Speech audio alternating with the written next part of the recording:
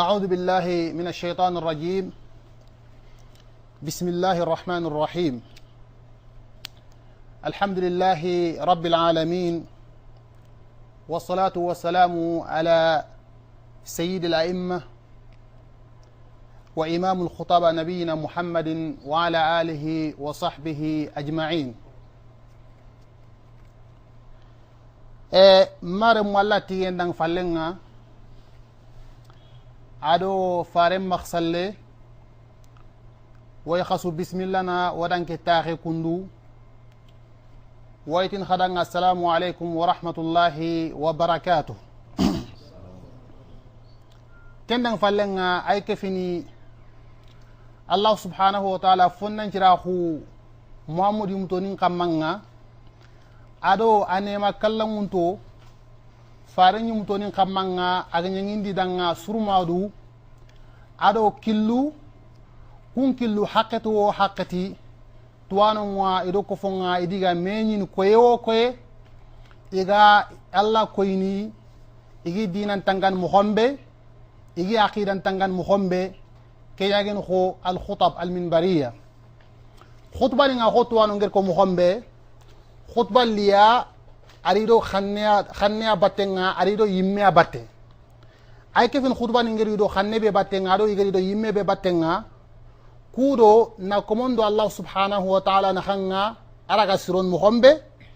e komoku iragi dinantun muhombe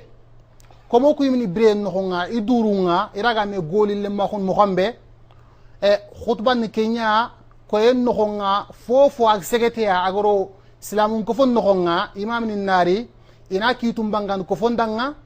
e tora be gada betenga kofon laga du tangani muhambe nafa betan khaganu kofon laga ken nafa kitan muhambe ken kunga e khutbanga ketta goro khorean mahadinan noxonga kembre wogana fayindi kati wo sonun kan kofoninga wonyina e minbar gebe ma imam gebe ketta goro kundu ado kenafa khore be gado khutba batenga imakini agan kaw kinin mohombe bo kenya nya sobobunga ligna thaqafiya nga khilfete fobe ger sugan hadanga lenki kudo khana wonan khilfeta khammanga kenniya nanti khutba nuku ado imam nuku yal halanga mohombe lenki ado iga katal halabe ado iga katal halabe migan kaw inanya al halabe khammanga ya akhi be gaw maslangun khibar ke khammanga kenniya wa akhi wa kapallema Suleiman Kamara abaka demba kunda gambianke nyani ayo makhar jamia ke sin gebe lenki ay kulliyatul quran al karim magister qismu tafsir akhi ke agar anasir ni benu sukan kudo maslangen nanyi xamma anasir ni wafigen ku fi fananga mannen imama khunga silama khunno man shartuni ni imama khundanga kengana dangi kodo imama khunnan qawa yani kodo imama khunnan qawa silama khunno kengana dangi sonun gonta khen no nga imam ni beni ga sonun gonta khen no imam ni ko al halan kam mo iga gollin kitebe mag diga moran kenka kesu fallenga akhi kenara na diga modanga fube ga ko khutbatul jumaa ta gorxe be ga maha ado agollengen kebe mana fangen kebe ko fon no kengana dangi yalhum mango khutba shartiyan ba wana nya so arbin qanna ya ba mawtal wadanga wana khan dia wana ya sonin kan kanne kengana dangi sonun ko nga iga imamu nga iga ta hondini kitebe khammanga akhirin digamu ken ka khamma ado futan be ga sakken kamma gel nafa ma tora kengana dangi akhiro na fini beni nongo kullaga wo sonun kan ko fonga wal hal nara iragi jarana ke golle khammanga gen ko imama ko ngado khutbanga akhena digamen textay kembre wana digamen yiland kati wa akhinga Suleiman Kamara فليتفضل مشكورا. بسم الله الرحمن الرحيم. الحمد لله والصلاة والسلام على رسول الله وعلى آله وصحبه ومن والاه. اتجن الله دعني كمن نكلمونته كمن ندري واتيجنا كذا نما خروبي نجمع دعني أوجل كوني من سوسيم من كينغا إسلام أغني من أغادوسو كان دي نونيا إسلامي نوي walla nyaga na garonya ku islami be yinu kundu pour alla na kencila ma go duman do maga ondani kala onan kara silama go hakille kamma o wa kisen don ne man nyagana Allah maga gana yankandi o imman ken kamma kebe gani Muhammad sallallahu alaihi wasallam kenju sudange halle nga ga kunyini ti silama gon kunyinde nga kengani assalamu alaikum wa rahmatullahi wa barakatuh ko akhi ngara ko mo be lenki kacake ma lenki diga men ga hobe kamma kenyani almamahu ado khutubanu be no ganyana sonin konkara ina kammugodi problème no ngati no kunu be no ado kan ko kumbo to raga no gi sutunu mo be diga me kena kenya kamma onda daga almamahu nkaranga na tu mani kana almamahu nkaranga shari'an no gondi haril o gamadati lugan kare onda mugu almamahu tusur shari'an no gondi arni hinu nakati ay agabe ho hana ogat ni kebe dangane al khilafa imman kagu ma kenga iti tunkan nyigagu almamagu awarni ke mana yeran kunne hillandinga ni kebe kenya ni almamagu sallen nogondi sikandi tuwana nan kamanne anga sikki dinan kamma suronna lagena nyaage tanga an kamanne watnan dangani almami nyananga ago kuma ananu kuna gelli almamagu mana nunye ka oku diga menga hobe kamairan kunne kenni kangal mamagu kenya ni salle ngal mamagu salle ngal mamagu serebe ga dangin soron kane salle nga aga sallinitiya on odiga men na kenya kamairan kunne keta on dara gati hadithin kare na Allah farin ansiran pai Allah farin trekille ona hay almamagu daga kammoy ma kitene kammoy hadithin ngairan kunne hobe ga ken laganna bangandi hadith abi mas'ud al-ansari arako ati farenga kisedo murega maga faren jabi ati ya ummul qawma aqra'uhum li kitabillah ondari jamano gondi soronga no ngani olahi bani nanya almami ngano ngani ati iho qarangunte kebelan qodi susoi alquran no gondi kenyan dangini sukane ago almama ko ngakona ondanya wutey ko ganun kawarde ngene ho hananni ho qarangunte hillandi kebe ga fiqintu makinga yiti afahmi ngan qoronta kutun jusui hobe garo kembatenga sirebe ga heregon dabari ankane kenyan nangiri muslim kafirin debe nga kata islamin debe nga ken kanga na girai kebe hinane garo ihunen kane islama gon nogondi hola garni kandi kebe gan kasisui ago almama gon chakka kukunduna kamma ke gabe ga koni kundu ko gar ko mobe dalilen nyenay faringa sallallahu alaihi wasallam aya diga mini kenga ati sorobe no ga dangini siron kane almama gonga kenya ni kebe gan karangunti sui ka gelli sunga na nyero karangunde isuga nyero isutu agonna nyero karangin karanga qur'anan karangin ay suwatu ona hayndi kata kusoro hillidi ko kana sunnantu nan koti hunenga kebe ga sunnantu ona kama neragana ona dangindi gelli sunga na nyero qur'anan di isu nyero sunnan karanga ona ille hayndi ni kata bagam kagunga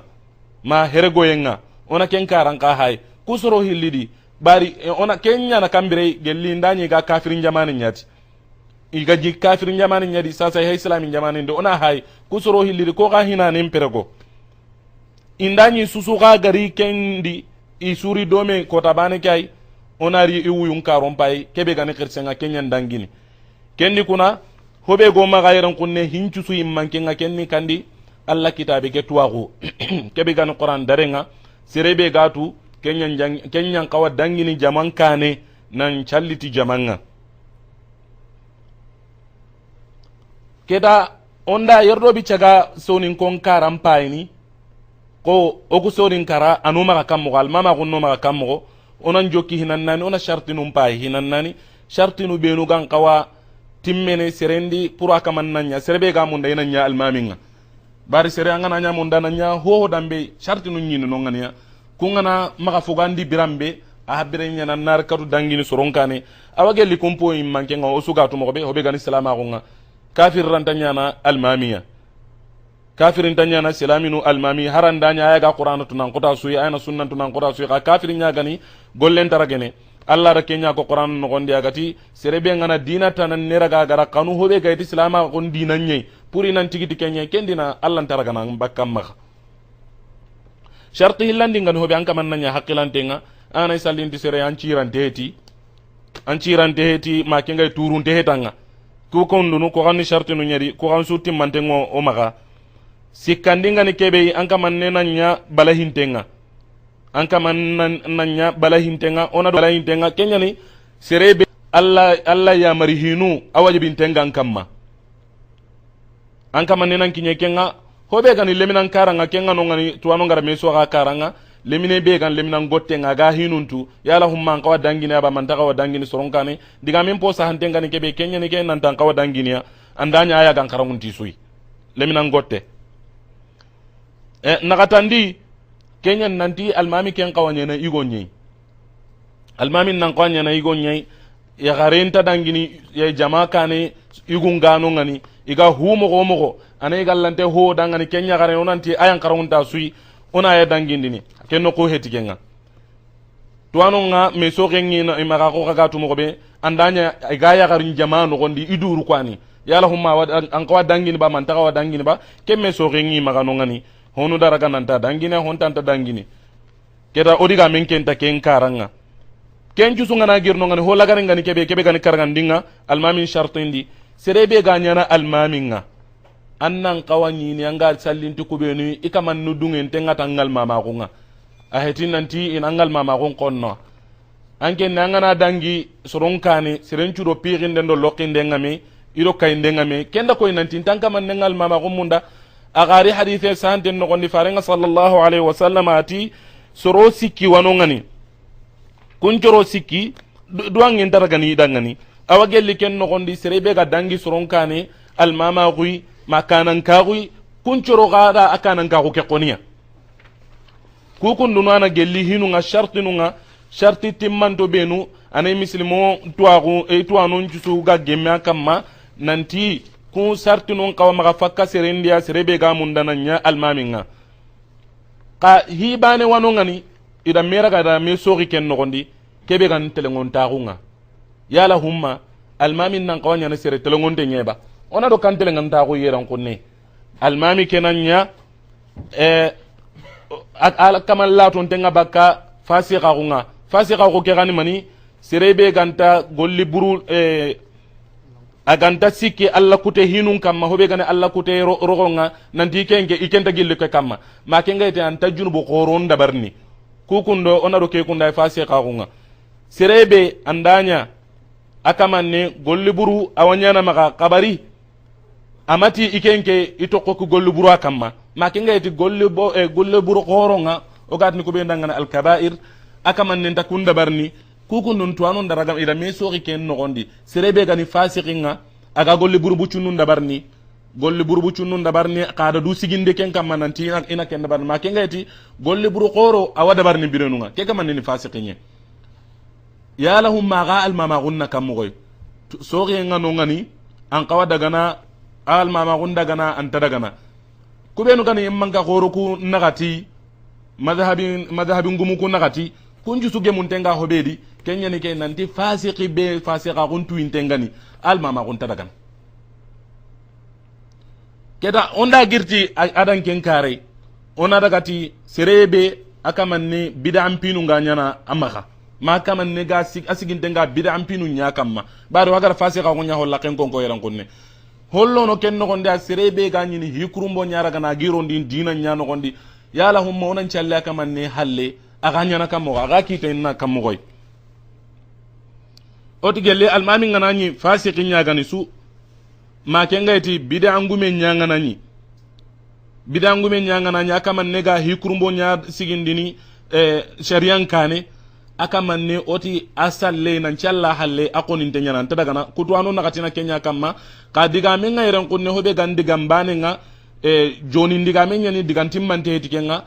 diga meke bane ke anda jitondi o gara diga mpana kebe ko nanti on ta wasallina halle kubanu kunti wasallina halle kendi fasiki gelanga na daga misredi ona daga debi bane ke no misru ngano ngani ke misir bane almami o watu nanti sanga na nyeni ma kenga ti garante nyani ka adi qur'anan karange mo susudi ayan kota su aken akwara wakaranga qur'ana karanga ka misreta nan ne ga wanu ngani kem misre ka iganu soro ya almami ara wa qur'ana karanga andanya misreta nan ne ga kitene su hobe wajibin tenga kam makenya ni anna maga salli do garante ke batenga harandanya ga gare nya ko ni sangenya no gondi anta ko salli nda kam ne batenga saka hobe no gara nya jurbu goronye ma hobe no gara nya bide ampinu nye kube no ga serella gana hilla garenga galla gana nambagandi dinan no gondi an kam nen takawa salli ndi batenga andanya ngara no kukita no kube anga sallini ibatenga anay kam nu dinan timmantenni aga makite ferende anay hohon tanongani kille susuma kita maga aga hetike misire bana kote idi akoni tenyani idaraga na ka ho konin to nyada nan challi da batenga kabari anda salli da kaman ne batenga ago salleke daga na akenyi meke akembe ka salli do almami ke batenga akaman ne sallenga daga na ka yangondo jurubu ngani ni kebe kamma ken almami ke akamma keda ondari sonin karabanginga sasa hagara almama gunko ko kan kawa walle surunkane almama gunga kan shartina nungani shartinu be nu kan kawa maga fakka almamindi ado gelle almami nganani hinu ga nungani hobe ga alla ganna nakasindi gani gelli jikkun karai indani serbendi o gara ken kako sasa ona nyille kata sonin karabanginga sonin ko banginga almama gu akitene kammo ma ho yero ken chusu bicagarini onan daga almamagu na habe ga no gondi manina hanna almamagu no gondi bisifa amma onda daga almamagu nga ona tuna nanti palaso qorenyani bari almamagu nga alla fare sallallahu alaihi wasallam asigiranyen nongan almamagu ni alla fare ncigiranye ago serebe ngana nyanga sikki almamagu nyai anga dangini soronya kane anna tunan tanka manne hay nyageneti alla fare nyai akembe gam pasangunta soronjusui hillandin ka almamagu onatu nanti agana gelli hi qoro nyano gondi kubenu ga sorolla gana iga soronyi landini katta ikamannunga ikamanne kebe gane Allah tabaraka wa taala ka okuy menu no kunga hobenu gani osonin karano kunga almamagu ko ga baro hay almamagu na hanya konno dunasu kara ado sonin konkara ga wagelli almamagu na hanga onatu nande almamagu nyani kahrabaninga anga katnu kawande ragan na kinyandi debi gabe no gondi anga katnu kawande kinyandini anna kinyandinte almamin karai anganta almamin kara ankellanta digamunu kametu agu ngana nyam magallanta digamunu kenya no maga sonin karan debi gabeti hinun la sanjene sasa alhamdulillah ka hobe kenga no ngani sonin kan debi gabedi kenyeni kay nanti digamenga kubenu maga deben no gondi hobe gani misiren karanye ma kawandin karai kenna almami kundai ka gadaganya seren kutenga kuntarono almami seren kutenga kuntarono kawande no gonde harandanya to agunya ge maga andala hi kawande ne akawande ni kanyati ka misiren kawande kenna almami kundai ke kundo ana sonin kan debi gabeti sikandi be na hampo be gal mama gunga sonin karankara bisifa khassa an kama nega duran na habe kitana almama ko ken gondi baro usugatu mo be sonin karai ma no ko debi gabedi misurun no gondi wasara kanu litini no ngani sondol nu goronu buk kayti der gullu iwiriti no ngani kunga la garni telle kata serobe no kunni almami no koy ago duran na hayo ga heke kenci ge kunna ha bucunnu aro palasi be ga nyinam maga soron no gondi society ken no gondi ma ka hoke no gondi palasi be ga nyinam maga no seren jusuna ndarno hada mare mesusu ga ga da na daro nyamunda seren dar loga yimunda kenya sababu ya sere gabe gara gana iga gajan ngado ke almama go battenga anna nyi saga mbano mpilli kirsendo le mine bane nyankara unten bane makara akara nguntam bala go kedi isabu mo go susudi ka kenga ni kirse kebe inara ga ina dangindi bari ke palasi ke ndo oti daron tam palasi nyane aka kirse so kana daro nyamunda nagaten ninga ni hobe na habe ga oran osoni ngangal mama go kei ko na kempendi karabane na habe gai kenya ni anna nyina me sori yeso nin konno gondi dinankara allogo nanti sonin ko nyagara me so ke hi hulani hay adaga ndenyen hana madaga allo ko baran ndenyen diga men serbani kamaga mpa almami gati adaga tanni adaga oba madaga ba akendi ga meki kasigita kenni dalile nyai hobe ga koyni nanti ken daga hike daga ndenyen ako kukunduna na gelli hi bangantonga nga katu hibe no kontini angati ni kuana gelli almami na hampo na habe ga ille ne kata almami nga duna no gondi aro alqiyama no gondi o kusonin kankarai baro diga min paydi sonin kankarai hinanna kanga nar daga almama kun karanga batte be ga to ku hinu be no gadi kokondo batten kanyi ni hikeya na hawai to ngunyeni kabara di batte ka to soronga ho hana be onda lahi almama gumpin konno sirisiri on kawai lene katta sonin kon tarikhu nye sonin konga indari de be no gonni ma kenga iti ga girndindi igari no kui anna nyini ya hinwani maga igi hayni sero sere ga mun nanya almamiya kundu heti de ka hinwani maga akamatin ne agan ko nyini kundunga hi hana jamunkara ona jamunun kara nunya hayni jamunu yogon wo maga sonin kan kabila jammu ba subane khalas jammu iti jammu kamara tunkara kundu ona ku ke kara hayni onda ina kunkara hayni sonin kara banginga inda hay jammunu yogon wano ngani kunyanyana almaminunga gelonda la misale ngutu ko kabanunga mo be jagitenu daramenu kukundunu agabe sonin kara banginga kunda menyi no kususi do sereta na negara menyi iyani almaminunga iqarangunteni ba imagaraba matu mina lemine nyawtu ba ina denge ananda kara ahalla nari anala garnyana almaminunga ka soronna ke kara hinane hayni jammunun kara kubenu gar tagen no gondi oni jammunun pai kubenu do wenunga almamin jammununga qawa kunyane almaminunga kana sonin kara bangunga ke diga me be nga konno keni nga hobetu ono ko ngade ara wonyana debutana nudi bar sonin kara qore ni kendangani debutana nedi intake mo gondambeti ho hanan ni kay hillanni ngani kebe kenya ni tuwa gunkara ka kenan logo tuwa gunkara aga jongin na hitana sharti nu nyene sorodan tanto wadi kame tuwa gungana nyamma ka intadu ngene kunna nya almaminunga o suwa kento amajere nan tona rakella kana bangandi mo gada su hatan banci bane ago jamunu ku dange halle tuwa gunna nyamma ka an kama nega nya tuwa na nga kagar no kuyi kari hulani ayan karangunta asui awa korna nya almaminga ina nyana almaminga andanya ku jamu banun tanongani aka manne wanyana almaminga awo kendi soni ngongun kara kebe kenga no ngano maka kenya ni nanti almama gunga akhenia baranga da waraga kinye jamun kare hakinye ran kunne kema kan talle ma gunyanda kinyoyi an kama ne makara ka ampa baga de minyana almaminga ambaba haba kende minyana almaminga su an ken kan kawanyana almaminga kenga sonin kande bi gabe no gondi ngemme de mi iyogonu walla anai lemina mbucunnu benu inta hari banetu angana wari nguno be mega nguna sire meti ka almamin gamari inata ga bugo almamin kanyedita aha kirsibane ni kuhune mbagi menga nara ay menga aha dangi kametu anangana ni no ngani hobe gayti kengal almamin kundai wallahi anta dangini ndemi kengal li nyaakendi ako kukundunu baro hagara ko sasa almama ko kekinye no ikamoy kukundu nda batte nyato ko ganui yala humma nyango dangan na hayba ogara kuna habenu ko kundu jongaru kay iyo gonni dunan na hanye la garan na hanken na logano gondi kay gara batti burebe to ko soronga kenyan daga qoro nan koto ho dambe bare onda hay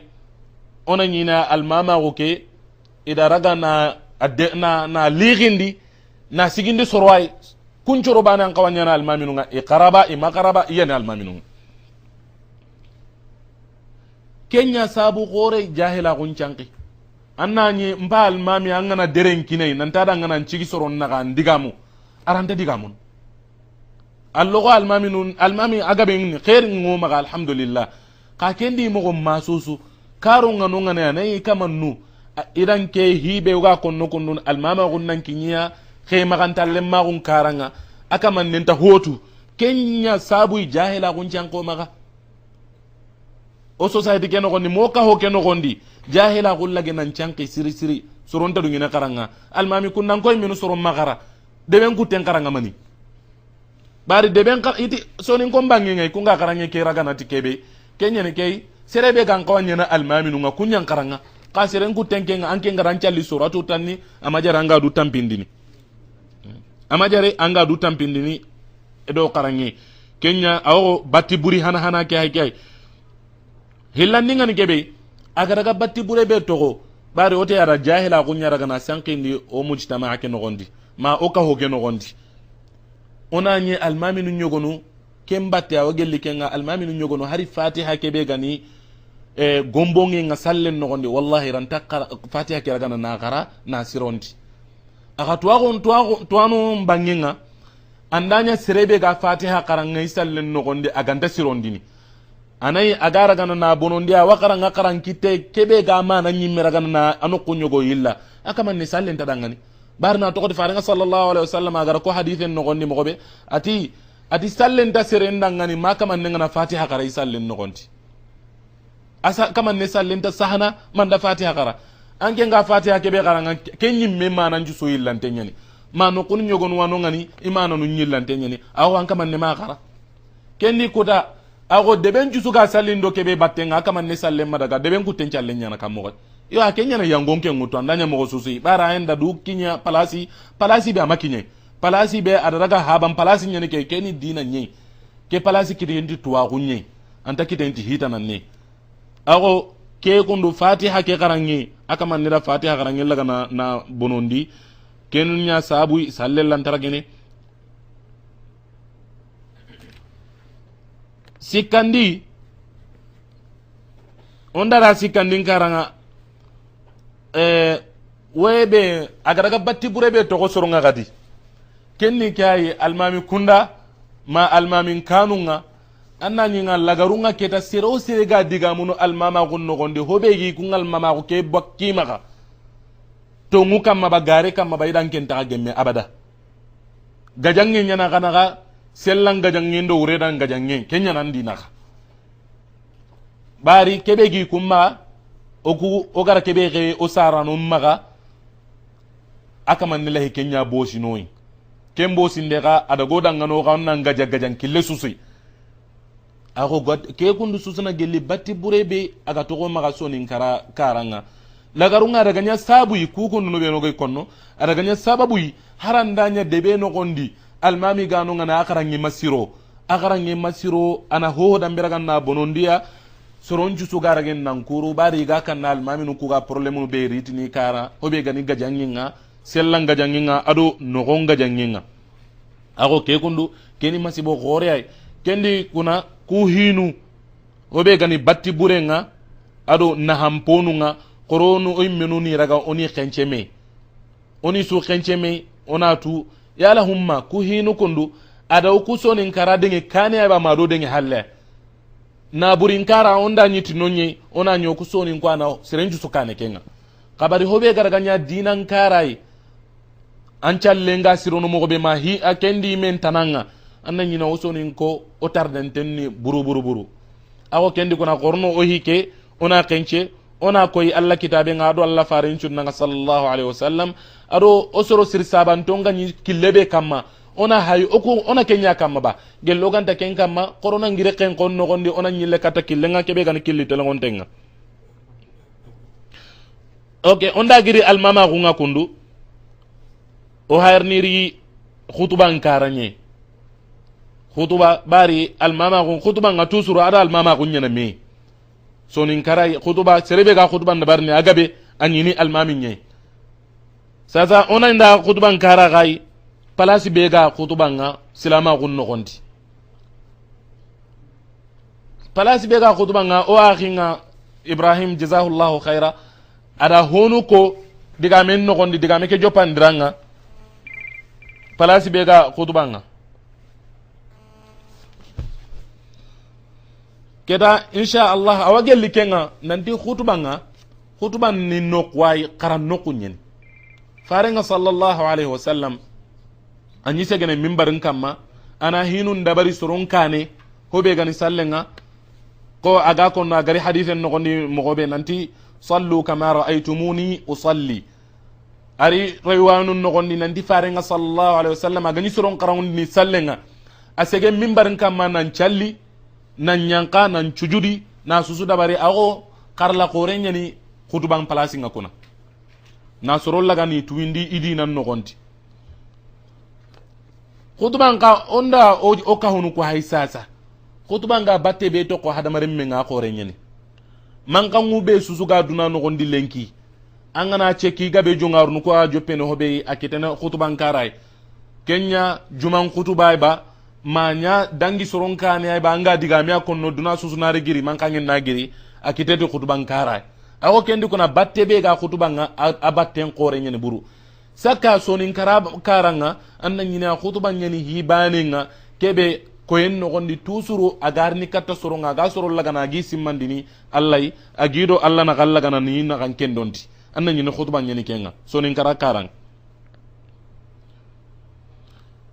ke khutba kebe ga konno obe gane almami oti agabe sonin kombanginga almami nyal nkawa sikai ma almami nyanci kai khayala humma sharte yani bananti horse nyani almami mbane kote nkawa sikai haraganta hotu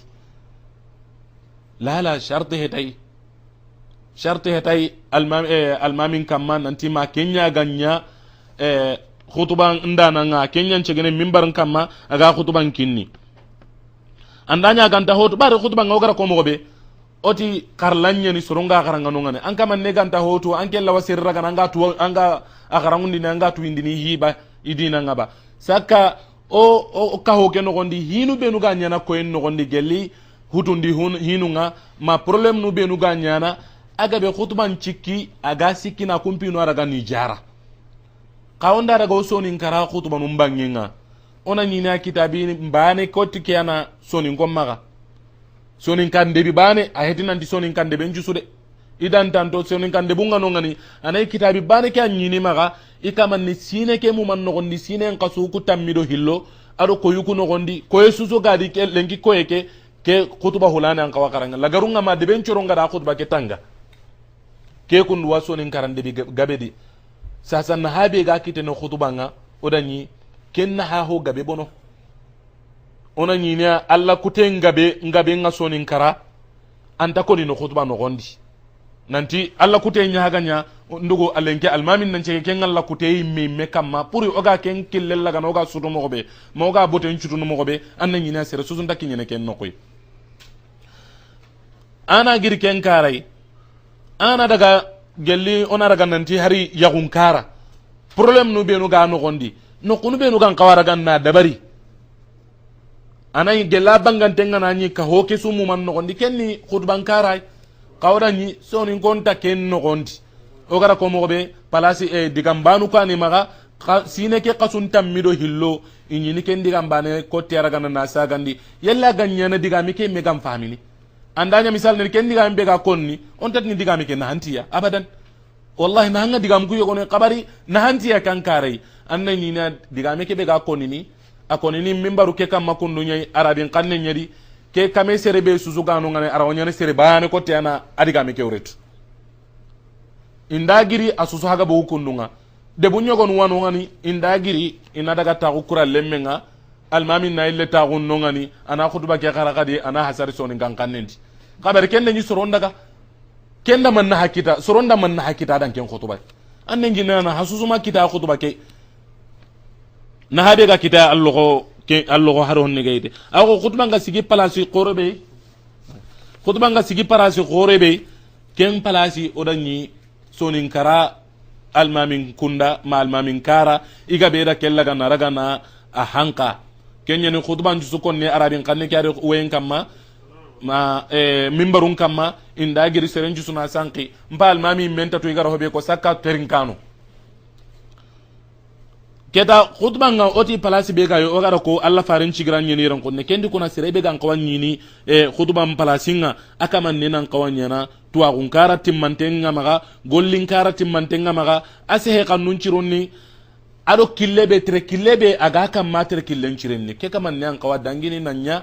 suron kane aga khutban kinni suronga aga suron nyamarni golli surunga jikku surunga problème nu benu gi maga ka honno gondi aga soro lagana ni kababa kai ana sorondo alla ragani isiti me hakkatin jusu no gondi ko yesusu ana soron cimmandido alla barke ano kuma ga ono kunga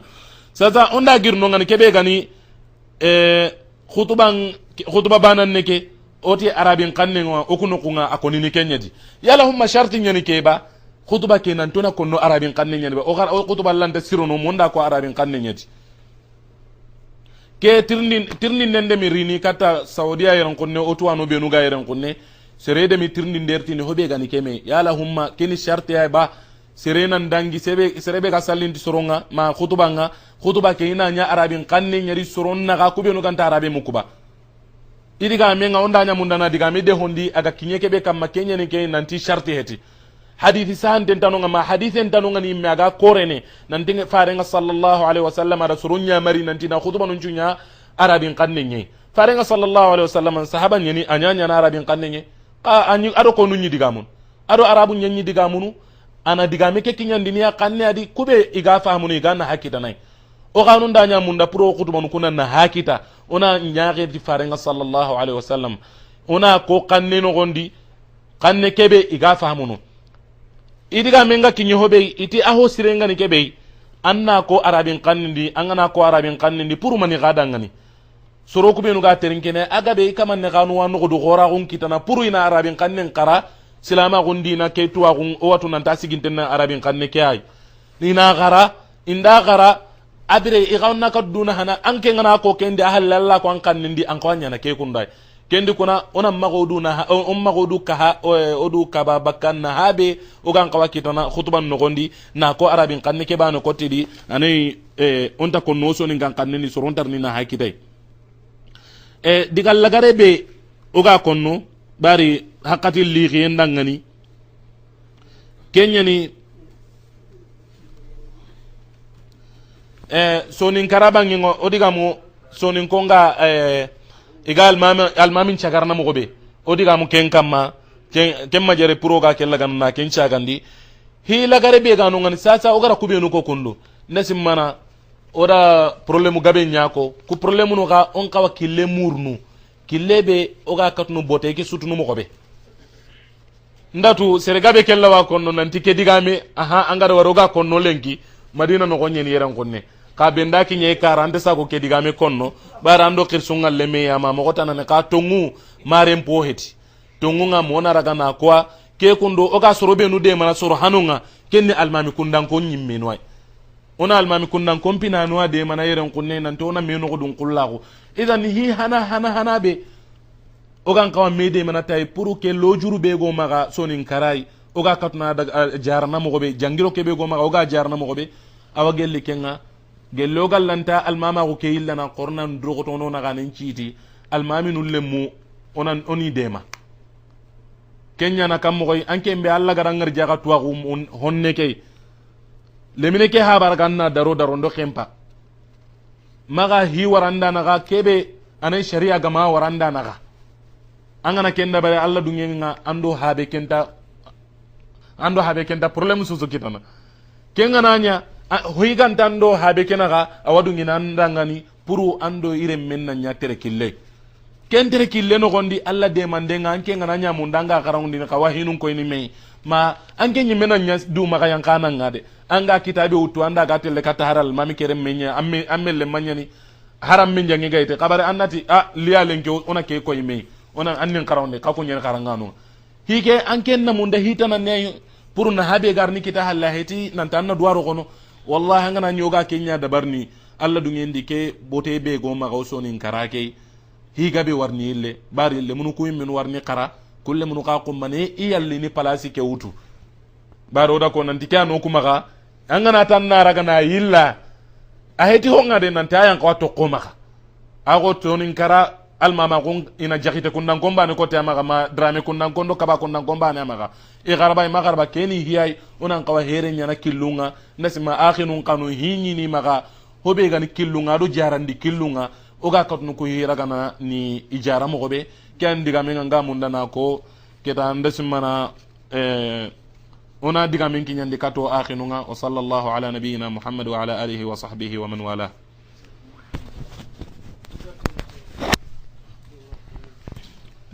جزاكم الله خير الجزاء أخينا أدو براج الله كان أبراج خيري maslange ke ya ara makhfaga ara haqqun kinai ar digamen ara susu ko walla gan Allah ganna golle ke digam kuradanga mijen date kengana dangi akhini beni gari togoni chafay gamullu ina mudakhalande bari il faut fananiya wa akhiya Muhammad Muaz Touré فليتفضل.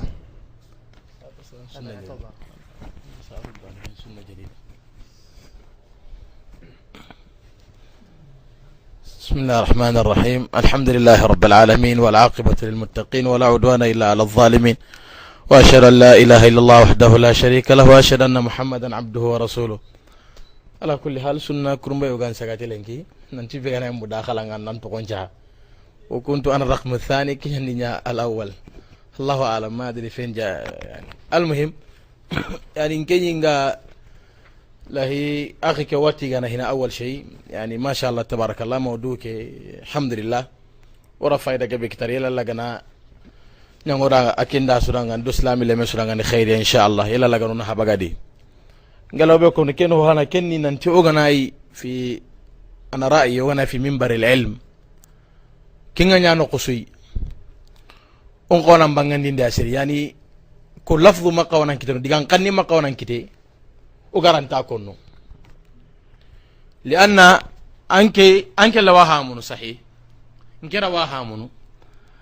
يقاك كوغانتيني أسرواها منو كلانتي سهانا أغي كادي غامن نغنا كوري كتهيا هياني نها قوري واي باتنغ سونين كرا أتي جاموني يغنى سونين كرا كلانتي يانا المامية أبدا وكلام صحيح قاتي أما جروغا كورني كتكينغ بوين أكتوين تنيا يعني صراحة نجرى وهامونه لكن غيرنا قد لا يفهم. ففي مثل هذا تنبيه للعام ننتي سرين سونين كرا كومي ما كنيا نعملي كنت نانا المام يسونين كرا هراتو أكو نانا غبوا كي أنا بانغاني كنا نتوي ننتي كونو غاني كزانا جامو أنا جامو نيغنا كو تاهانا أنتي كنيا نانا المامي نونغا anyile tiniti jamuni uran kunta nyana almamin kade arawa kamal la hamuno nan jammun ku yogonani ku he ananken kaman qasun kira hamuno ta ken bayro kwai andi sonin kara kurante nyana almamin wak sahi o ma wari sonin kan ta ken ko nya almamin ya ken cha ante yan nge tinde tanani nge maka ke halle ke digame ko ni sedi yala mo ku soro be ogi kono daiman gat hen almamiya hala sabari sonin kon ka ta ken andi wakar na siriba lianna ngana krosi sonin kan ta ken di ila ku kama ibaki angena kya kono daiman iri kabo to ago nyimme boyni ila ko yananti haranga na karanta nyana almamiya angana kara antanya na sere urgintei angana karanta nyana hoy keda tabiatul hal igara karangu ngara fangira ngani mina kusuro nyimme ga karama gabo fa zahira hinanti kusuro ikarangun tunyani tuntanya na sunin kare gabu nyani min hez gantanya almamila agana kitarawanya allah qanyana sere banam bana afrad karanti ho gabe ke lan tayan ho gabe kyanyi ma ngal hada barni wa sallallahu alaihi wa sallam ala alihi wa sahbihi barakallahu fik. Jazakallahu khaira. Akhi ngagara kebe ko sahaba nyani ka agadi ga mun kebe kam nanti amagabo kenni ganni ngamanya gagabo ka lenko ga kebe no gondi kundo ko groupe onda o jama ke hay o jama ke o ga kebe no gonda nan nyina kebe nyani Al-Quran tangianan tanyemene ano yinati ko molle munyen garankalle munyen tagalle munyen indari almama kun karanga horolle mu ma kenga to hobe gani igatni sonin kalle mu imakara tagalle mu nganati wadangini natin tadangini antanyemene oda gabi ngara amman kangenya nga sakka gambia mi antanyemene tanu mani me kenya no ngani lenki ken no gondi ganni nga manya gangabo ganni nga imanyi karanga bari hobe ga sigi ga manyi karanga kenni kay nati amajara andangani agajar amajara anga karanga baran ken tanya na almami angaran calli suratu danni kenga sandangani kabar lenki ko ta ken gondi soro nyaake ngunya sirenju so ankaranga ko mo lemme ba tagal lemme ba asu ankaranga ka kendi mo ma susu inta dungene ga nyana almami no ke ko ndani sallallahu alaihi wa sallam. barakallahu fika ya Sheikh Suleiman. Sasa digamenga katsirebe kenni wa akhi Ali Jabi فليتفضل.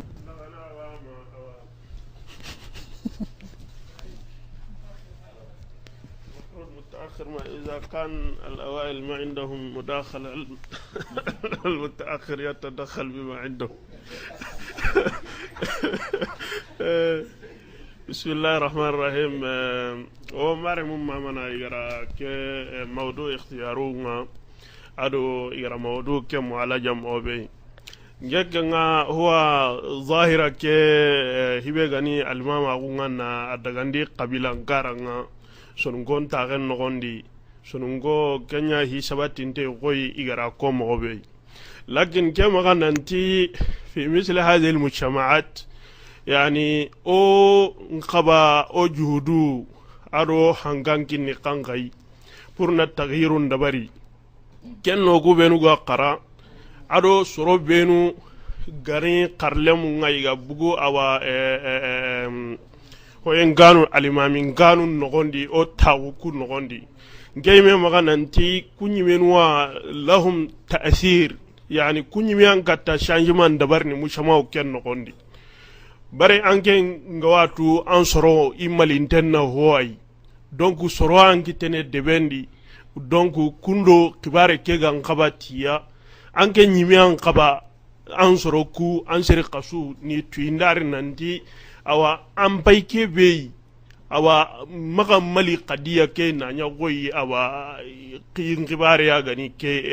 dinam binga ko dinam kibare anniya sere be garo kata awa a masuliyan tu kota bei donc kennan dangiti kibare nga kotang ngema gananti goy masalan ku o benu gani aganani sherebe gani jagate a debe nga jagtera ngonye gani alimami nga ibe gani awa drame ya ga debe nga drame kunna ngonye gani alimami nga bo anke nga karakete ya anda tunanti filan aga sorom bay alimama guwai ime kamana jurumu nyime akhiri katti ime dinan dan nanti awaina baraje kita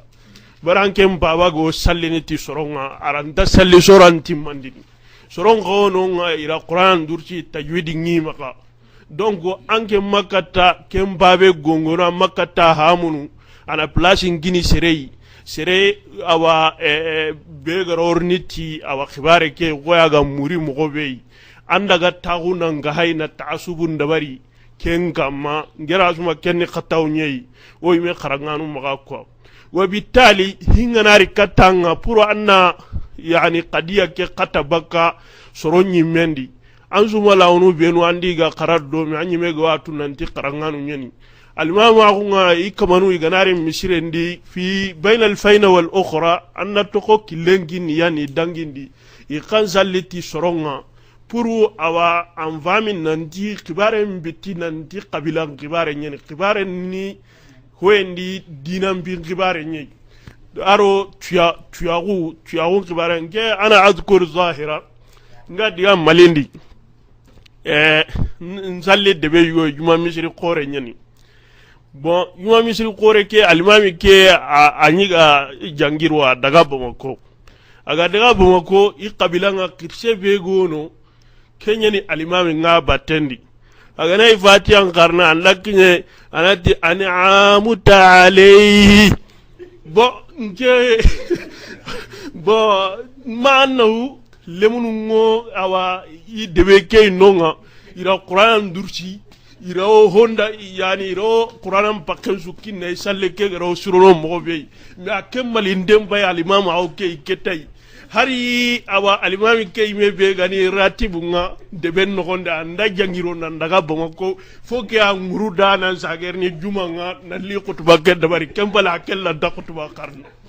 bon gera suma nanti ku mo ndambu wakati ndangi ken ngani haramare me nan daga mali awa mansibu yugoy nanti ken o kallenyi on dakke walla awa agaiti dunambi ti dinambi nyene akamu nyen awa ndokini do kibare mbatte bo soro tananu sallen suro yenye jonginte nanken sallen suro yenga ngira suma ken qadiya qori nyi awa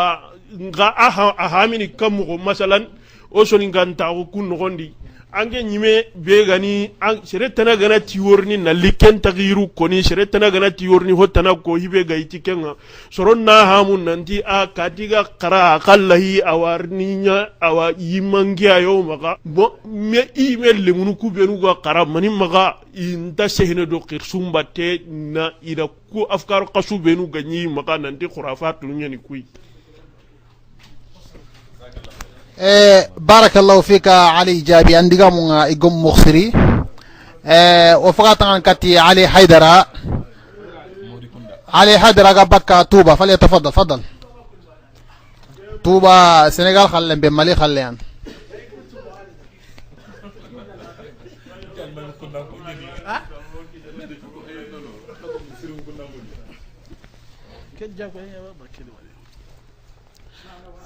بسم الله الحمد لله رب العالمين والصلاة والسلام على رسول الله. أما بعد عمر مو أمامنا أرنور صوابا قبل موضوع كبير كي إخواننا أتيجا أو غير واتيجانا موضوع قرياني ناس أبويا إسلام عندنا كي أنا قومي الله سبحانه وتعالى نبي ألا يعلم من خلق وهو اللطيف الخبير جمعة كي arawe min hikmati juma salle ke adama re mu watu sonda mungu wana sai kato kamanenga usbu'iyan komo go watu gani mukaffiratun lidhunub wa kebe gani imama ke hoyenga ana ara ona tawassutu ya kibare kidi nge ti almamire wa in kuntu ni almamile me lakin nisba yeli ora wala aqul dantinyi be gawono wa ke ngawo tayidu yala la parce que na sabu nyamani ona tawassutu ya kibare kidi qadiyat nanti hiberu go almama o kedagala parce que soru wono kunda almama o nyimeraga kada sa dambe kende khatawni dambe khatawni nikira nanti mujarrad ala sabil misal kedi jamu gonani almaminga lakin khatawni mais kayfa jamu kedi almama o kekita ken duran pitanai mais nanti ko me almama won jongintena kara sagari ke bare almamilla kempe na sabunya dina mar nanti la sere ko ina danda menike kun almamin wal kempe al ulama warathatul anbiya bo ngawuna kebe ko ni kenno kuyi tarafu thani gawno kuntiya sere dambe su ganari mushamawndi akamane ala sabil misal haliyan o watiberi shahadatunu تختلف مختلفة جدا أنا يهوناري مشابه لناتي كراسة فلاني قرأ على ماجستير يوتو كي نعرف بعدين أنا تونا كي المامي ما نقبل هذا كي أنا هندي هم بيرا فوضى بس كي قاسرين كبيرة نولينكي أنا المامي هو بيجا وصل لمسيرة كذي الكمال لله هون ونو كون قال لي أو أتوم بتوانو غير كيف يكوني ilhadu yono andake ken darajai akamane woro akamane sallim me ilhadu aitina di adam tahsin qira'a sugono tikella akamane sallim bondilla bo min hada albab anna yono wono sere kurban gari bane etike ke kan karanta dibensu wona utuna ya albami ora tikella kan angana ken dagari albaba ko ke awbunno والدليل على هذا أن ينو مشما وكير كوبينو سرungo يشار إليهم بالبنان ننتي كواني توانوا فريد في النووي في القراءة أن ينا تتاولوا يبي إذا سبت النقباني إمام أبو غراك نقوم مثل إمام أبو أنتر يمي أراك التولي parce que nan sami den ka de soruja yino igari be ta ga kiran na yini i shigalunte daiman laylan wa nahara angana seren no ku karkenga ke islama o daiman ando hora ga wi aw badilu yakinno angana almama kere na kina yonu ko tasu awa almami tara walla bisire gidi nanti ghaib antano lida tarafu ke o qaba tawassutu yanadi kubenu ga almama wonga yikara aktedo sababu ni keta sababu ke gare hosrei ona hay agenda mare nanti annandu futudo almama ke bate nakita almama islam woni mabake mundu sere ma nanti hirsu ala al-imama bas fare sahabanun ridwan alayhi inyi wurnu kananga wa bo keta angani yake sire ngane annaman dabarni ikhwan da ishara yakata kenga kenya mushama ukebe igati yani almamiga anna soluso mundu anga tahsilu be rono ke mushabawri pour salle ke garo yara mo be parce que fitna kama yadi ange o gilu hoyo bate hi worni buga a halle amma tawde kebe lida dalle be go nge magana ken ko nanti ko misere sundar ona utuna ya albami ya ayani ala o gara islam o ken on pai fare alayhi salatu wasalam ashab branta afata halle abubakar ro ubay ibn ka'b fare makri nanti aqra'uhum wa araqri me ko yi karan kanwa hada rai kana kenya abubakar ai me aitina diti abubakar bai hoture ani hotu me o gara ti qur'an kibare ke ubi ka ya to ko ni na dita ya ni premier nga bo oku mushema o gar lengi oku gara kenya utuna ji anga diga bu bare iti karaso qur'an dina besu kenga na bare kenna ya albabi ma naqbal ha me ibe ga wono aka banen ga hotu ago hotu ona to kodwa khalalu be ga akibare ndi ona adema ona kin dabari lida hatta qabla adamar me o watu adamar me hakarna angana dalla mushama na ho famu ngey me shakhsiyan anyin torno nanti basara sere kurumba nganare an kabanya كنت أميل إلى هذه الفكرة ما أنا نتلنا هاي أراني أحيانا أسلبيات هو تقوري إذا كياني أسلم أو نغني هو أنا هاي نكتة كي أنا يني دلو يرو لذا نجى خلاصة قولي كنيا أنا توسط هي كذي أنا هاي نداري موسري أنا ما ينتي سرزون داري كوتابي إذا أنا كذا المامي كين كمان مصري المامي أقول لك والله إذا هي بقى قولنا أنا كنت دبا أنكتا مصري نسبتني pour parce que misre bitu ko tabale sallallahu alaihi sayyidina muhammad wa barakallahu fika Sheikh Ali ando braje ndugo wana diga men kin Suleiman التعليق لم اما قد نصف دقيقه لا نصف دقيقه بس كده هيدر انتي كانوا وانورني خبر كي ko ndasi mana ama diga me ke jonga ruke bara mata weran ko ne ken ka problème nga hiyogon danga ya mimuko diga me ke ga hobe kamere a heti nan to na almama ko bosi sere maka o maken ko de almama ko nga kubenu maka almama ko nan to maka o mata ngiri almamin kande andaga sere kadi o maken ko sasa o ku ga do hobe yeren ko noti problème nu benu nga almamin maka on qawi de mana oni de ma a heti ken nan tanken lide be no gondi kari ka kunju karawunte nyen baro la ken ko hadithen no gondi kubenu su ka karawunte ke karawunte ni indanyero kedi ona karata na hay indanyero kedi ona karata na hay ka anke lide be no gondi akaman ne karawunte nyen o ga ku sartunu be no ko ni timmante ngati nan to na ragana hani akaman ne magistera na ma doctora na ma akaman ne tata gonu o diga men take kama o diga men ga be kam mo alma ma ko nga mo be o di problème nu ngoma kum problème nu be no gano ngani oni jarna kam mo diga me kena kenya kamera on ta wutu ser suzumaka الله يبارك فيك طيب قبلك في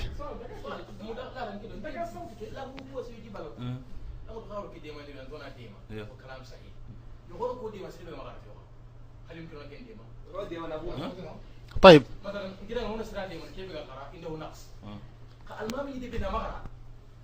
لا لا لا ادغامك يا دو فبي نانتي ديمان دكن من خبي على كل بعدين ابري انا رنجابي فودي فضل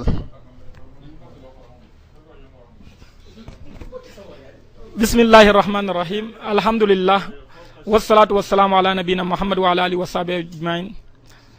هو آخر النوارني يدي دانك موضوعيا كبه أهم من تاو سرسو كانت سيكنا دي بوين وحاني أو كهوندي وكبه نغاني tuaku murano nga o yang kawo ona khara ona hay ona katu jarande kitay kembre digame ga utunde sikanyim makadi parce que ni kan nan ma ho ko anani digama na keda ko nkane ma soronda ko nkane boni hajunu mo hondanga ni mbante tarike yogoy nke digame ke ga do nobe ashara ilay Suleiman kore katay lagaru katta danyi dako kenni nanti oka honondi dingira no anadi makano anadi kunyani almamin kanunga yani modin kanunga kempalle o wallandi nanti ka hokedi idanya khenye kenda kebe gan khasasu kenya na kengal mama khutu ado kem moda ko kunnu nyani kem muskila adamani sara kenni honu nya kanan ko nganani dinan kara intasindi nyana karan koy kembre ndasi mana ogan kawa terneti hakala kara be nawtu to murano ado o kubenu digame kam makka hokedi kenni ona here nyawga ke ncirondin mobe kenni ikumbenu modin kanu ngani mal mamin kanu ngani inan kawai nan dro hodo ina tu nanti almama hu ado moda hu to hodo jammu do kheheti an kam an nan kawanna to hu nyamuru annakatu jammu kay sakani kembre en kawai intelongo kharange nyi intelongo qur'ana kharange nga ado na sunna muru ado na to hu nyimme kita kebegi idingire ke sabatindini dangani kembre inda telngo kharangenga inda telngo to ahu murenga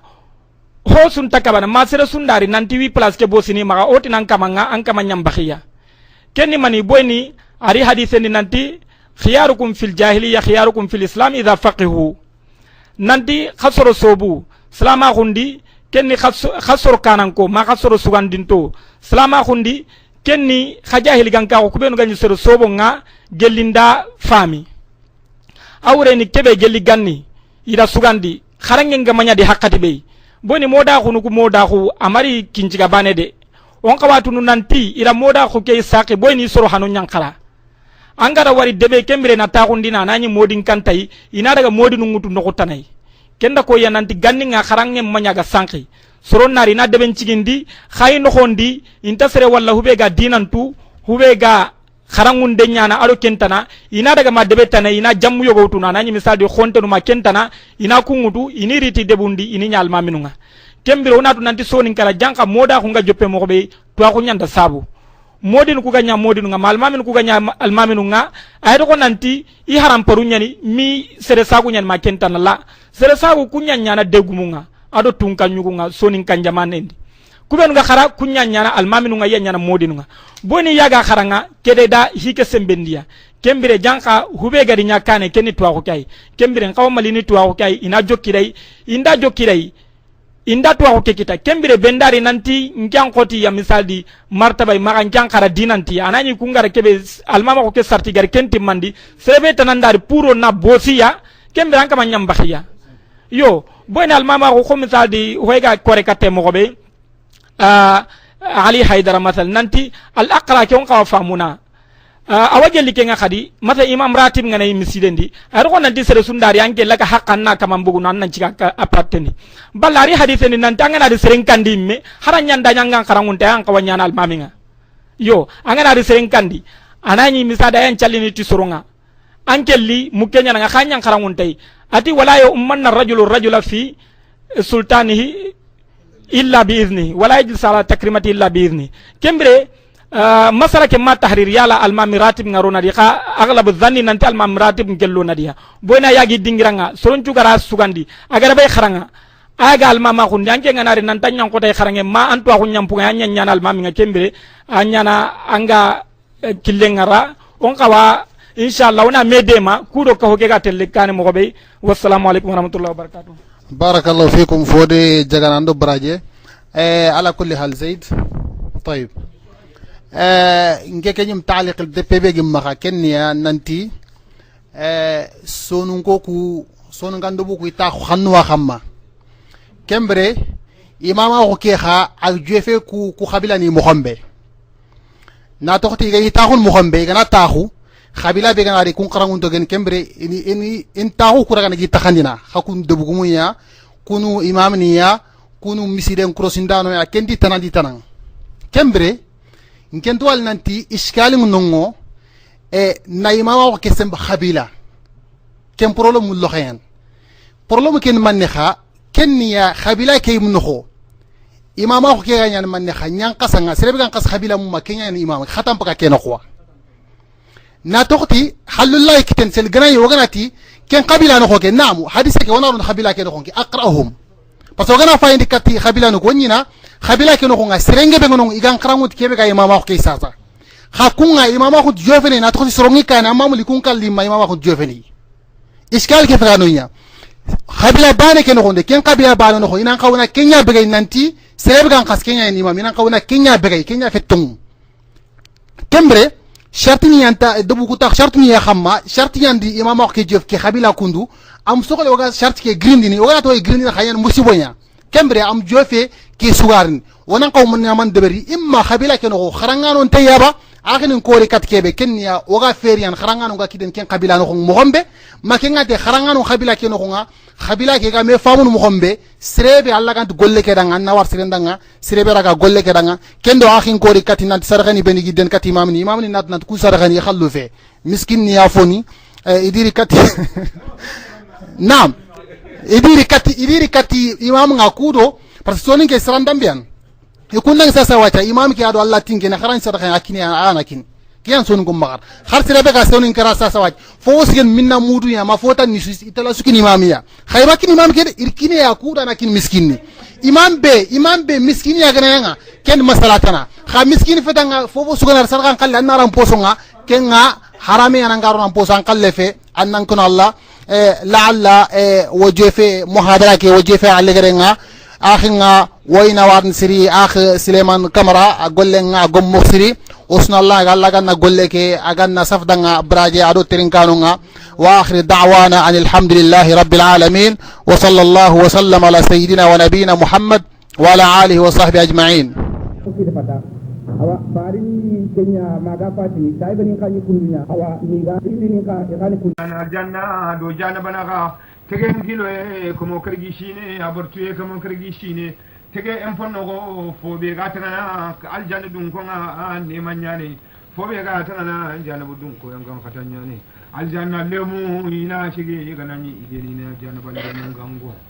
akal wazanama inati okuda funyi wa adana rabbuna kamar kallan kenga da yina haqqun kenya atun okuda ni nan sirbe agana shalle aga shumi lakhya ko tanga aljani gande faidu aljani jimfai idu aljani tiremu aljanna bayi foni adu aljanna yaghrum faidu aljani shardum okudu kunyi ton o yakaka tirinde ni فهل وجدتم ما يلا كعرفوني تومبا ربكم الله غير كنينا غدا حقا يلا نياتم الله غدالي وغني دونا شربي غنا ابرشالني امبر شومني لخيام كوتانا جوكما يتنيا ne ado sambala do jugun chashi ado jinte wala kante ada nugo foni ngatele bugo tele shiri yala kare kenyi tumuba qalu jana balle mun nate aljana dun konda nam wallahi o kuni tong فأجنا موجن غانغون دنا غانغوندي بينهم الجنة دو جانا بناغا لعنة الله لا ني ملا تون تنغلنغي على الظالمين تو ني مشرب كرو جانا بالله ني من تما الذين يعني اما يسدون شروجي لاندي عن سبيل كاندي الله كيلنا ويبغون كما ني غني موروندي يوجن دنا خيما دو دنا درجه وهم كما ني يا بالآخرة دغرين كوتا كافرون كما ني يا نكرانو وبينهما aljanna do janna bana khanga hijabun sutura tanga do ani aljanna do janna bana kha wa ala larafu dun kono kube ni garo na larafu rijalun ko korwani garo na larafu ya'rifuna annatu larafu dun kono ga aljanna lemuntu bisamehum cita gumanche aljanna larafu dun kono igana tan aljanna dun ko aljanna dun ko yi shandumanin kama ya kon kullunya igani mempinin ka igar janna balle mun khawri aljanna ba le mun ya kon binyani kube ni garo na larafu kube ni gol shuru idi golli burungo nyoro idi golli tanan te khema ga golli shiri tanan te khema ga alla na dali malaikan na kumutu indigi wala larafu fana katal janna dun kondo janna dun ko igaro ونادى أصحاب الجنة الجنة دونكو إنا غانغوندي الجنة دونكو غناني جيني تغيكي كارنغا إني غانغو السلام على رف دونكو نوناتي الجنة دونكو ودا خاكوني كيشي نغلنكي عليكم ويخاكم مغلنكي لم يدخلوها خاكم غمرو جانب نغو أكوا خنغا كيبي خاكنتي وهم خالا رف دونكو نوا يتمون يتابخني وچنغر كمخو مخو يغا لغريني الجنة وإذا شرفت أبصارهم لا رفضون كونوا يغني ياغو يغني فيلينكا تلغا يغني فيلينكا تاتيا شياب النار يغنا إياكم فيلينكا يغري جانب اللي باي لغري مقبورين نوخونا قالوا لا رافدون كونونا تعالى دا ربنا كمان تنقالا لا تجعلنا أنا مغايا مال قومي كيف نشرو لنجي الظالمين يغري دو تورين نقول الله نمغوكو أنغم مغو خاك في جانب دونكو ونادى أصحاب الأعراف لا رافدون كونو إنا غانغوندي رجالا إنا أيبخورو غانغو جانب نوخونا يعرفون إذا كنت بشيبه تيتا كمانشونا إبيا كم بنونياني لا رافدون كونو إنا أيبخورو غانغو جانب نوخونا قالوا إنا تجانب اللموندانا ما أخني مخال جونتوندي أنكم حكم مخالنكي جمعكم كينا بروك بيغني دونا ganyam maka duna ina balu shidi bun kali te kango ina ta balu shidi bun kali ta an ganyi duna ke na buru khore ya maka foshi ran linki ali wale le bul ma khairata ke lenga be am foshi ran linki abu joli bun ishami makamare intun kanyu wa hunda dum kuma ko mo foshi ro linki وما كنتم ado fo be ganya se se kaboro na khaganyi dundara kunu na bure ke no ko هؤلاء wani الذين wani yamma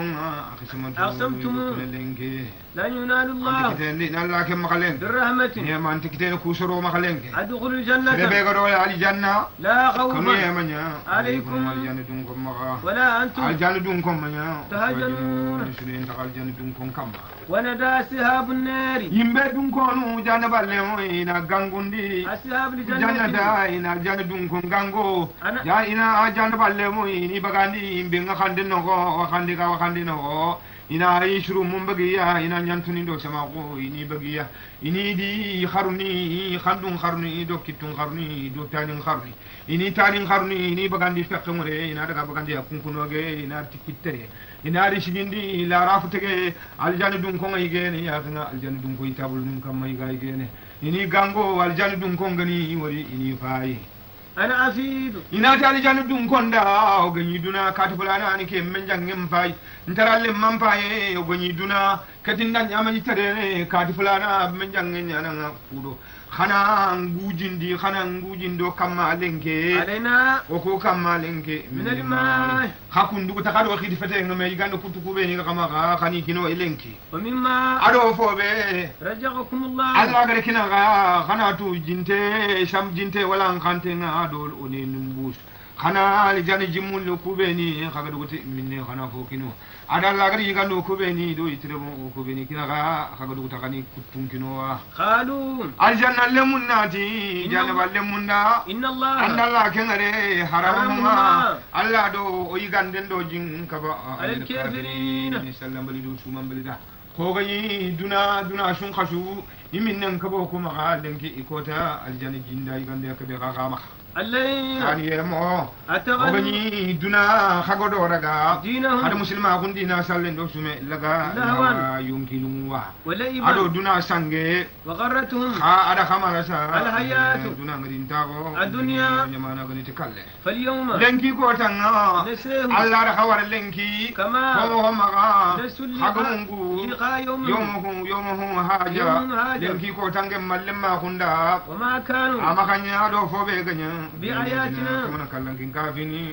يجحدون. haga barai tarin kama ولقد جئناهم Allah ri tende بكتاب arshe fodi nete فصلناه arshe fodi ko adi bogume على العلم tuwa kun kamma هدى kande nga sebe foni noko Warahmatan. yema nga sebe foni noko Liqaumin yemondanga yu'minuna. ko beni nga tumonde هل ينظرون koma kanko onde fofo duk إلا تاويله kanta ko ta fesere ngarene يوم ko tanya ani يأتي tabe تاويله a fesere ngare botun kati ko tanya يقول الذين yemonna ati نسوه ubeni gamungo من قبل shado kalle ngarene قد جاءت رسلنا rabbana رسلنا kamana kallan kem parnille بالحق ito mun chabatin tonyani فهل لنا yala yo koda Yusufa. misufo kanjonda na kitene ba فيسبل ala لنا kanjonde nyongoda ونوريا awnure da أو نرد malla o sagani katuduna فنأمل wana gole خير الذي golle nga fe كنا o guganya نأمل namalo golle golle bure kebe de boron taw golle bure de berne قد خسروا أنفسهم kun kama ni mani bono ودل عنهما ونشانكي إمغا كانوا كيبي غنيا يفترون غني غاري كيبي كوم إن ربكم الله كما أن الله يا الذي كندون غاني تونكا خلق كم السماوات فدوني أدي تكا كم تمغري خغنا هاي ميمو تكا كم فتفنا والأرض أري أم فدوني تكا يلا كما ينام فدون تمي وري خاي فنان كما ستة أيام دونو بيتو تمي أسبي أدي جوبا على هدي كوتا دك تمي الجمعة كوتا ثم التوى Allah lanyiranka go على الأرض itun kancemen kama ya tun kancemen kama uronte kiyente duna kasonte kiyebudunte kamunte nyinte atun kancemen ni jinya kama ada kamundo nyinte kada kuntun kancemen ada wara kam patunya ndin kama يغسل الليل kamundo nyinte ke empalle Allah da uro fine taka نهارا ada bagandi tukure ufine tege empalle Allah da kure taka يتلبه kutu murundi حسيسا rato ye ino ko sabati dingira وسمسا ye urondo ki entege empalle ada urun taka والغمر ki mbudun tege empalle Allah da khasun taka والنجوم khasun tege empalle Allah da sanun taka Musakkarati. ti jellin qur'ano gani بأمره kamana kallan ken nyamari kilibati ini taka mundo nyen na ga Ala. inte tonte ne kam inte tonte ni nyen inte kan ni nyen kha ألا له ala to mun chabengan fobe له lahu al khalq لخلق tege nalla danga wal Wal-amru. amru nyamri nalla da تبارك ibero ko ibe ma ko khiran nan jidinta رب ke ko العالمين manun kamanyani أدعو ana ربكم ka kamangango alla تضرعا kadu khasa katalla وخفية alla kadu khasa katalla mukke إنه alla kenga La hibu yuhibbu matidi al-mu'tadin. anta kam parandanga mulla ولا تفسدوا kama kati bulonde في الأرض ni nya ken kama بارئ ni سلايا enchiro empalla annabi nyimu ngare وأدعو khana la gango Khawfan. khan kana yangan kata Wa taman. khanta makidane ma إن رحمة الله lanken ne manga Qarib. qaribu atinte jani Lil muhsinin. goli shiri nyangana su هو الذي ken tun ka ani يرسل ada الرياح fanken khaye بشرى nimi swase fanken nyani بين يدي kamana رحمته kallanke ne manka ne حتى إجا ma خلته harakatuku aga ni indini سحابا tabulle fanken na tabulle ngutu ana tabulle ana kutu tabudu hollu tabudu dinnumai صغارا na ake tabulle kotondi yana nya kampina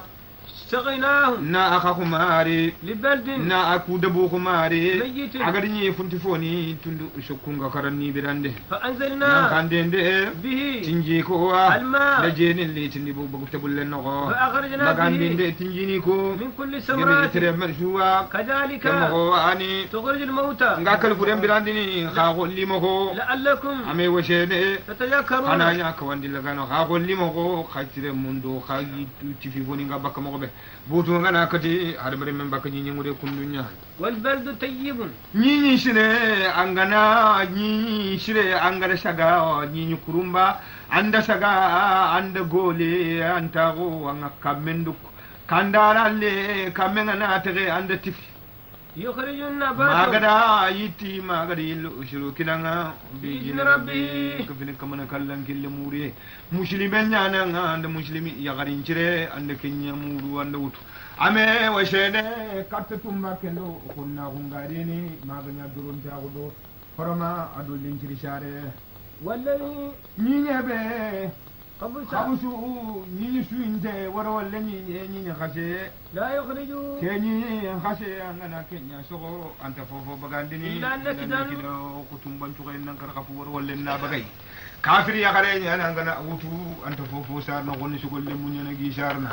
كذلك kemo ko adi nyinyi ndale kere ko sogo nyinyi kurumba ke sogo nyinyi khase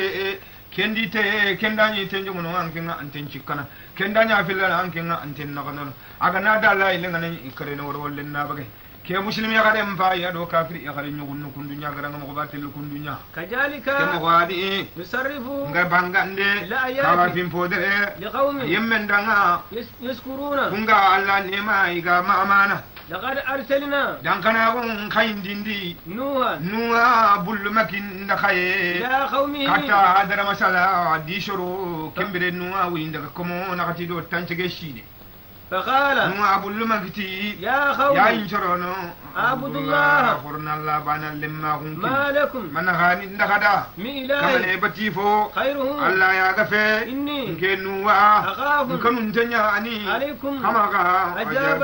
يومي كوتن غنقتا عظيم أدرينيا أني يرومن دغانتي كيتين قال الملأ سراني جماعتي من قومه جلنوا أبو المكشرو إنا وكود إنوا لنراك ودانغري في الدلال أنجنا شانكونتا كنيا مبين أبانغانتينيا نوا قال نو أبو المكتي يا قوم يا إنشرو ليس بي دلالة أمانيا أشانكونتا كنتينا ولكن خامسانو رسول فاريانينك من رب العالمين ngabele tikekum num kama أبلغكم kinyandi ndi رسالات ربي ndi kama nakalla ankem parna kun kinyandi khayi وأنسه ndan nugudun ko la nugudun kullahu لكم hakunda farna kun kinyandi mpal وأعلم ngafonto من الله kama nakalla ankel lakudo ma fonyani لا تعلمون akebe to alla rakudo hakunti kento وأعجبتم yala kaka aba أن جاءكم agari kaptakaya ذكر gongondana من ربكم ngagili kama nakallanke على رجل agado kini sere منكم ako kamako arebenyana kai لينذركم kudinna kakanundi وليتقوا tago وتتقوا kudo kana Allah ولعلكم ame wase ene ترحمون kana nyane mantiemo فكذبوه ida annabi nyimmen garandi da فأنزيناه annabi nyimmen kisi والذين de mon kisi معه iga kabini annabi nyimme fil fulke gi jenno alen nyugu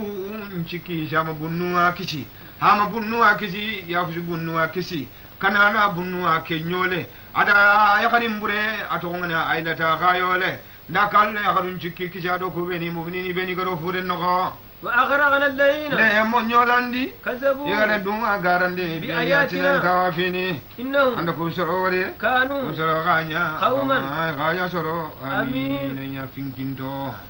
وإلى عاد nuwa bul maksharo ndange falle nuwa winyame nuwa dange wujuno fili dokum fili shine dange falle ndak annabi nyimagaye katta kabila to konye hadi gan konyane أخاهم ndiya kin kaye ekati ya هودا wuduwani shumpunga ka kunyani khadina aka kufe قال wudu annabi nyimmenti يا قوم ya incharono أعبد الله wala bana lemma unkini ما لكم man nakani ndakadanga من إله il kamane batifo غيره alla agafe أفلا تتقون kita kanta kanna قال الملأ الذين shara nyimu jama iti annabi nyimmen parna kun kinyanden palle shara nyimu jamaati كفروا kubeni gabara من قومه gella annabi nyimmen choro إنا ando ko wade لنريك kodanke ngudu wade Fi safahati. ati khawenya وإنا ando ko wade لنجنك way jikkankenga Lil kaji kadibina. bi dan gile garantenya قال annabi nyimmenti يا قوم ya inchoro ليس بي amanya tinke udi سفاهة khawya kutebentinga ولكن amatanu رسول fariyadinga من رب العالمين yagele tege ko munun kama أبلغكم na رسالات ربي ubolo ko mun kinyandindi risalatu rabbi kamana kallan kem parna kun kinyande وأنا nge wodo لكم hakunda نسيه nugudun kolle adinga أمين nuntem fare nyadinga أجبتم hakawa aba أن جاءكم agari kattakaya ذكرا kawandindana من ربكم gagillo kama على gade رجل kin shere منكم gangilli khaya arabe nyana ko kama ko لينذركم udinna kama kanundi وأذكروا anan cimme أيدي iji jalakum جعلكم bene nyani alla ganyu ne khaya Khulafa. so hindano من بعد قوم نوح nuni nuwa bul masharun dangiyam palle وجادكم alla ka fumande kamaga في الخلق alla da tige fo dere kinaga بستة alla da asti kusura ada din ko edo kasfo yin gada فاذكروا kanan jimme على الله kamana gallan kenne mashir shawante لعلكم ame wajene tafilawna anyana taqdir kitano قالوا annabi nyimmen choro iti أجيتنا yalalni yaba لنعبد الله wana alla batu وحده kaman bare wana kembatu ونذروا ما wana fongara كان kenganya bati fo Ya'budu aba'una. fa ba'di do kismani ganyi kebe batta فأتنا anna follete بما wa beya سيدنا sayyiduna ngada fo be nan kuma no إن كنتم yelle hodo anganya من الصادقين anganya tungunte قال wudu annabi nyimmenti قد وخا والله ما قيانقا عليكم تقاكم عليك بربكم قالكم انا قالنك رجس عليك يعني وخدم ادو بوتين يان ختا أتجادلوني يا لا خنين جان ابا بأسماء تقوني يعني سميتموها خقدي غير تقو أنتم خاكوني مدي غير تقو وأباؤكم على غفاباني دي كسمني خدي غير منني بالا دو والنار دو والنيران دو هم دو هيما ما نزل الله الله ما ينقن دي بها خامنو باتي من سلطان الله ما برانك نغا ننت خنا بنوبتو فانظرني فانجروا فتنجروا خاندو غندي إني عندك ودوري معكم نكفينا غا من المنتظرين لكم نكلم كلكم تندغنده فأنزيناه نبي نيمن كسي ولينا ديمون كسي معهم كفينا ودو برحمتي نعم فاي منا راجل لينك على وقتانا دابر الليل مو مفلي كنت شغولي ما كده كذبوا غراني من غران بآياتنا أنا كلام كافيني وما كانوا كوشرو ما خنيا مؤمنين وإلى ثمود نخايندي كتا وين تاغانوا أخاهم ndi akin kaye dina aka ufe shumfunga ka kunyani سالم atokonyani atokonni menekenya قال shali anti يا ya قوم inshoronu اعبدوا wana la الله bana lemma kun tawelin tanga ما لكم ana kan inda kada من dine إله kamane bati fo خير. Allah gafe قد جاءتكم kana kulli katagai بينة بينات bibba ببينات do delilo kullelle من ربكم naga gillin kaman tunga Allah حاجه yande ke wadede ناقة الله shaliya inshoro farna kun kinyan dem falle de budun ko inti mudun shaliya nda miskina lemme nyana ngamme mo ko gani farna ko bana yiri na ganta kan de bugumu ngari jimangu mu ngare tun kan jaman dun konti lan bi ngana nan daga mununi ku sakata mun ko reke mununi sakata gide ke be kam ikama nana buwanari nake gana shere sho shaliya ona dan kana fari nyana